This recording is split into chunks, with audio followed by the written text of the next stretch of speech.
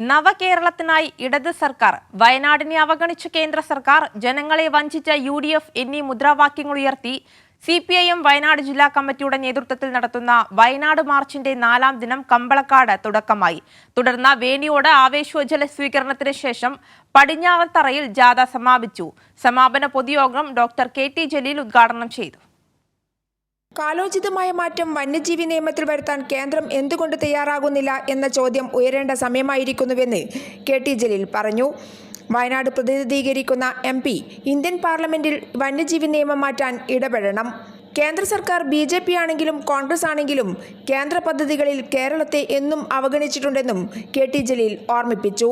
വയനാടിനെ പ്രതിനിധീകരിക്കുന്ന MP Indian പാർലമെന്റിൽ നല്ല സ്വാധീനമുള്ള അംഗമാണ് എന്ന് കോൺഗ്രസിന്റെ നേതാക്കളും പ്രവർത്തകരും മുസ്ലിം ലീഗിന്റെ സുഹൃത്തുക്കളും പറയുന്നത് നാം കേട്ടിട്ടുണ്ട്. തന്റെ ആ സ്വാധീനം, പറയപ്പെടുന്ന സ്വാധീനം ഇന്ത്യൻ പാർലമെന്റിൽ ഉപയോഗിച്ചുകൊണ്ട് ഇത്തരത്തിലുള്ള കാര്യങ്ങൾക്ക് പരിഹാരം കാണാൻ അവർ ശ്രമിക്കണം എന്നാണ് ഈ ജാഥയിലൂടെ പറഞ്ഞു വരുന്ന പ്രധാനപ്പെട്ട ഒരു കാര്യം. നവകേരളത്തിനായി ഇടത് സർക്കാർ, വയനാടിനെ അവഗണിച്ച് കേന്ദ്ര സർക്കാർ, ജനങ്ങളെ വഞ്ചിച്ച് UDF എന്നീ മുദ്രാവാക്യങ്ങൾ ഉയർത്തി CPIM വയനാട് ജില്ലാ കമ്മിറ്റിയുടെ നേതൃത്വത്തിൽ നടത്തുന്ന കാൽനട ജാഥ വയനാട് മാർച്ചിന്റെ 4ാം ദിന പര്യടന സമാപനം ഉദ്ഘാടനം ചെയ്യുകയായിരുന്നു KT ജലീൽ. പിണറായിയുടെ ചങ്കൂറ്റം കൊണ്ടാണ് കേരളത്തിൽ 6 വരി പാത നാഷണൽ ഹൈവേ വന്നതെന്നും കേരളം പിണറായിയെ ഒരിക്കലും മറക്കില്ലെന്നും KT ജലീൽ പറഞ്ഞു. അന്ന് ഗഡ്കരിയുടെ റോഡാണെന്ന് പറഞ്ഞ കുഞ്ഞാലിക്കുട്ടിയും സംഘവും ഒരു സ്ഥലത്ത് റോഡിടിഞ്ഞപ്പോൾ പിണറായിയെയും റിയാസിനെയും ഇപ്പോൾ കുറ്റം പറയുകയാണെന്നും പിണറായിക്ക് റോഡുണ്ടാക്കാൻ അറിയാമെങ്കിൽ അത് നന്നാക്കാനും അറിയാമെന്നും UDFനെ KT ജലീൽ ഓർമ്മിപ്പിച്ചു. പിണറായി വിജയന്റെ നെഞ്ചൂക്കിന്റെ പിൻബലത്തിലും ചെങ്കൂറ്റത്തിന്റെ പശ്ചാത്തലത്തിലുമാണ് 2000 ഏക്കർ സ്ഥലം ഏറ്റെടുത്ത് നാഷണൽ ഹൈവേ അതോറിറ്റിക്ക് കൈമാറിയത്.